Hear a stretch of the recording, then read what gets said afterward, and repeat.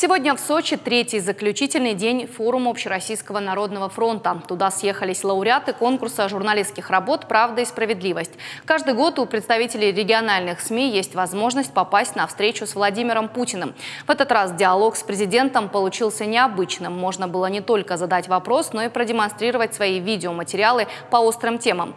Медиафорум на ежегодной встрече журналистов и ОНФ, как обычно, самое важное и долгожданное событие. В этот раз 500 участников. Среди них 6 представителей Северной Осетии. Вопросов много, и ответить на все президент не успел. Но нашей коллеге Анне Кабисовой повезло. Памятник федерального значения, к сожалению, он гниет.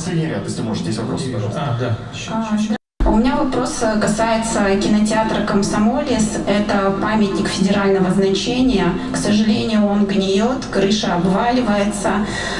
Мы знаем, что в соответствии с национальным проектом сейчас реконструируется центр города, где он находится. И есть программы, по которым планируется показывать национальное наше российское кино. Но, к сожалению, мы ничего не можем сделать.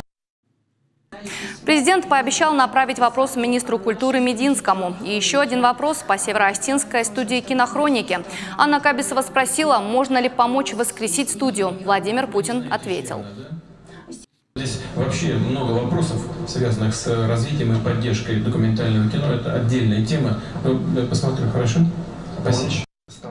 Коллеги из Сочи задали вопрос, который интересовал и нас. Как региональным телеканалам попасть в цифру? Аналоговое вещание завершается уже 3 июня, а 21-я кнопка, которую регионалам пообещали в мультиплексе, так и не заработала. Нет ни одной причины, почему городское телевидение не может вещать в цифровом мультиплексе. Ну, конечно, нет. А что, вас отключают от цифры, что ли? Нам не дают эту цифру. Не дают частоту? Да. И городские телекомпании готовы участвовать в конкурсе, в государственном конкурсе, через нашу федеральную конкурсную комиссию, через ФКК. Хорошо, это компании, которые годами прошли.